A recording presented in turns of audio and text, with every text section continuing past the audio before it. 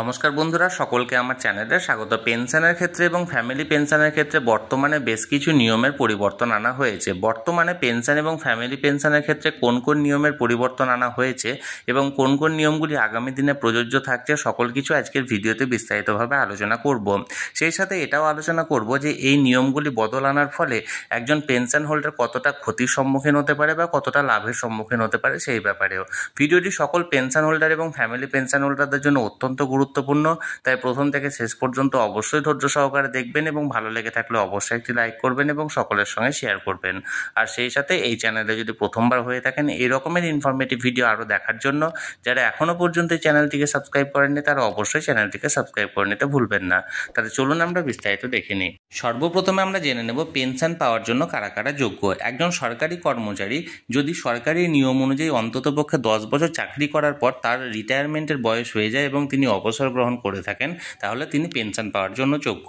অপরদিকে একজন সরকারি কর্মচারী অন্ততপক্ষে যদি 20 বছর চাকরি করে থাকেন এবং তারপর তিনি যদি স্ব ইচ্ছায় ভিআরএস নিয়ে থাকেন, অর্থাৎ ভলান্টারি রিটায়ারমেন্ট নিয়ে থাকেন, তাহলেও তিনি পেনশন পাওয়ার জন্য যোগ্য। তবে ভিআরএস এর ক্ষেত্রে অন্ততপক্ষে 20 বছর চাকরি করতেই হবে। 20 বছরের কম চাকরি করে থাকলে তিনি পেনশন পাবেন না। এবার আমরা জানবো ফ্যামিলি পেনশনের ক্ষেত্রে। প্রথমত জানবো যে ফ্যামিলি পেনশনের জন্য কারা কারা দাবিদার হতে পারেন। সর্বপ্রথমে বলি, যদি কোনো মহিলা কর্মচারী হয়ে থাকেন তাহলে সেক্ষেত্রে মহিলা কর্মচারীর অবর্তমানে তার স্বামী যদি জীবিত থেকে থাকেন তাহলে তার স্বামী এক্ষেত্রে প্রথম দাবিদার হবেন ফ্যামিলি পেনশন পাওয়ার ক্ষেত্রে। উল্টোভাবে যদি কোনো পুরুষ এক্ষেত্রে সরকারি কর্মচারী হয়ে থাকেন এবং তার অবর্তমানে তার স্ত্রী যদি এক্ষেত্রে বেঁচে থাকেন বা বর্তমান থাকেন, তাহলে সেক্ষেত্রে তার স্ত্রী কিন্তু সেই মুহূর্তে প্রথম দাবিদার হবেন ফ্যামিলি পেনশন পাওয়ার ক্ষেত্রে। এবার এদের যদি অবর্তমান হয়ে থাকে, মানে এরা যদি বেঁচে না থাকে, তাহলে সেক্ষেত্রে সেই দম্পতির অবিবাহিতা মেয়ে বা বিধবা মেয়ে বা অক্ষম ছেলে পারিবারিক পেনশনের জন্য আবেদন করতে পারেন। অর্থাৎ প্রথম যে বিষয়টা দেখা যাবে সেটা হলো তার হাজব্যান্ড বা তার ওয়াইফ বেঁচে আছে কিনা। তারা যদি বেঁচে থাকে তারা হবে প্রথম দাবিদার। তারা যদি বেঁচে না থাকেন, অর্থাৎ তাদের অবর্তমানে যদি তাদের কোনো অবিবাহিতা মেয়ে থেকে থাকে বা কোনো বিধবা মেয়ে থেকে থাকে বা কোনো অক্ষম ছেলে থেকে থাকে, তাহলে তারাও পারিবারিক পেনশনের জন্য আবেদন করতে পারবে। এবার আমরা জেনে নেব ফ্যামিলি পেনশনের ক্ষেত্রে আবেদন করার সময় আপনাকে কোন কোন ডকুমেন্টস এখানে জোগাড় করতে হবে বা কোন কোন ডকুমেন্টসের প্রয়োজন হবে। সর্বপ্রথম যে ডকুমেন্টসটি প্রয়োজন হবে সেটি হলো লিগ্যাল এয়ার, অর্থাৎ আইনগত উত্তরাধিকারী প্রমাণপত্র বা সার্টিফিকেট, যেটি আপনি সংশ্লিষ্ট জেলার মাননীয় ডিএম সাহেবের মাধ্যমে এই সার্টিফিকেটটির জন্য আবেদন করতে পারেন এবং এই সার্টিফিকেটটি পেতে পারেন। এছাড়াও যিনি আবেদন করছেন, অর্থাৎ তিনি যদি অবিবাহিতা বা কোনো বিধবা মেয়ে হয়ে থাকেন বা অক্ষম ছেলে হয়ে থাকেন, তাহলে সেক্ষেত্রে তার ইনকাম সার্টিফিকেট এখানে জমা করতে হবে এবং এর পাশাপাশি যদি একাধিক ভাই বা বোন থেকে থাকেন তাহলে সেক্ষেত্রে মানে অন্যান্য ভাই বোনদের এখানে এনওসি অর্থাৎ নো অবজেকশন সার্টিফিকেটও কিন্তু জমা করতে হবে যে এই ব্যক্তি বা এই মহিলা বা এই ছেলেটি পেনশন পাওয়ার ক্ষেত্রে অন্য ভাই বা বোনেদের কোনো রকম কোনো সমস্যা নেই বা কোনো রকম কোনো অবজেকশন নেই। অর্থাৎ এই 3টি ডকুমেন্টস আপনাকে আপাতত জমা করতে হবে ফ্যামিলি পেনশন পাওয়ার জন্য আবেদন করার সময়। অর্থাৎ এক কথায় প্রমাণ করার প্রয়োজন যে ওই অবিবাহিত বা ওই বিধবা মেয়ে বা ওই অক্ষম ছেলে পূর্ণভাবে সে মৃত ব্যক্তির পেনশনের ওপরই নির্ভর করে জীবন ধারণ করতেন। এটা নিশ্চিত হওয়ার পরেই তাদের ক্ষেত্রে ফ্যামিলি পেনশন বা পারিবারিক পেনশনের আবেদন ফরওয়ার্ড করা যেতে পারে ঊর্ধ্বতন হেড অফিস থেকে।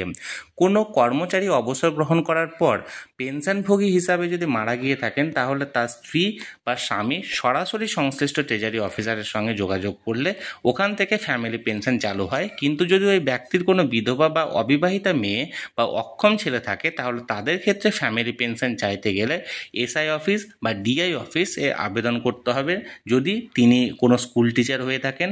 এবার তিনি যদি অন্য কোনো সরকারি কর্মচারী হয়ে থাকেন, তাহলে সেই সংশ্লিষ্ট অফিসে তাকে আবেদন করতে হবে।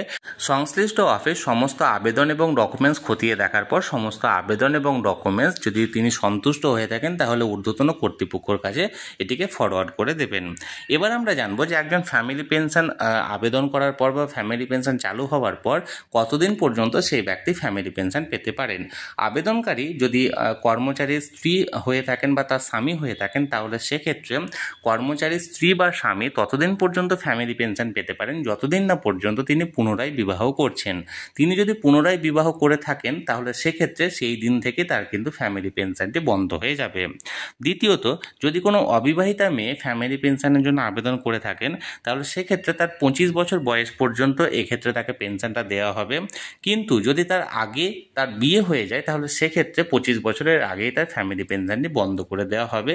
আর 25 বছরের পরে যদি বিয়ে হয়ে যায় তাহলে সেক্ষেত্রে 25 বছর পর্যন্ত তাকে ফ্যামিলি পেনশনটি দেওয়া হবে। এবার যদি কোনো নাবালক পুত্র এই ফ্যামিলি পেনশনের জন্য আবেদন করে থাকেন তাহলে সেক্ষেত্রে তার 18 বছর বয়স পর্যন্ত তাকে ফ্যামিলি পেনশন দেওয়া হবে। তবে যদি তিনি শারীরিকভাবে অক্ষম হয়ে থাকেন বা মানসিকভাবে অক্ষম হয়ে থাকেন বা পঙ্গু হয়ে থাকেন তাহলে সেক্ষেত্রে তাকে পুনরায় আবার আবেদন করতে হবে এবং তাকে সারা জীবনের জন্য পুনরায় আবার তখন ফ্যামিলি পেনশন পাওয়ার জন্য যোগ্য হিসাবে তিনি বিবেচিত হবেন এবং তাকে পুনরায় আবার ফ্যামিলি পেনশন প্রদান করা হবে। এছাড়া যদি সেই মৃত কর্মচারী যমজ সন্তান থাকেন তাহলেও সেই পেনশন সমান 2 ভাগে ভাগ হয়ে 2 সন্তানের মধ্যে ভাগ হয়ে যাবে। এছাড়াও যে নিয়মটা আছে সেটা হলো রোপা 2019 অনুযায়ী সর্বনিম্ন ফ্যামিলি পেনশন হলো 8,500 টাকা এবং সর্বোচ্চ ফ্যামিলি পেনশন হলো 60,300 টাকা। অর্থাৎ সর্বনিম্ন আপনাকে 8,500 টাকা বেসিক পেনশন দেওয়াই হবে এবং সর্বোচ্চ বেসিক পেনশন হবে 60,300 টাকা। এখানে আরেকটি জিনিস মনে রাখতে হবে যে কোনো ব্যক্তি যদি চাকুরিরত অবস্থায় মারা গিয়ে থাকে তাহলে সেক্ষেত্রে কিছুদিন বর্ধিত হারে ফ্যামিলি পেনশন পেতে পারেন এবং তারপরে তাকে নর্মাল হারে ফ্যামিলি পেনশন দেওয়া হবে।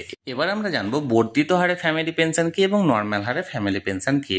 যদি কোনো সরকারি কর্মচারী চাকুরিরত অবস্থায় মারা গিয়ে থাকেন বা চাকুরি থেকে অবসর গ্রহণের কিছুদিন পরেই যদি মারা গিয়ে থাকেন তাহলে সেক্ষেত্রে তার ফ্যামিলি পেনশনারকে বর্ধিত হারে ফ্যামিলি পেনশন প্রদান করা হয় তার 7 বছর বয়স পর্যন্ত, যেটি অপেক্ষাকৃত কম হবে। অর্থাৎ এক কথায় বলতে গেলে ধরুন তিনি 58 বছর বয়সে যদি মারা গিয়ে থাকেন চাকুরিরত অবস্থায় তাহলে সেক্ষেত্রে তার ফ্যামিলি পেনশনারকে 7 বছর পর্যন্ত বর্ধিত হারে ফ্যামিলি পেনশন প্রদান করা হবে। আর যদি তিনি অবসর গ্রহণ করার পর ধরুন 63 বছর বয়সে তিনি মারা গিয়ে থাকেন তাহলে তার 7 বছর মাইনাস, যেহেতু 3 বছর তিনি নর্মাল হারে পেনশন পেয়ে গেছেন তাই 7 বছর মাইনাস 3 বছর অর্থাৎ মোট 4 বছর, অর্থাৎ সেই মৃত কর্মচারী 67 বছর বয়স পর্যন্ত সেক্ষেত্রে তাকে বর্ধিত হারে ফ্যামিলি পেনশন প্রদান করা হবে এবং তারপর নর্মাল হারে ফ্যামিলি পেনশন কার্যকর হবে।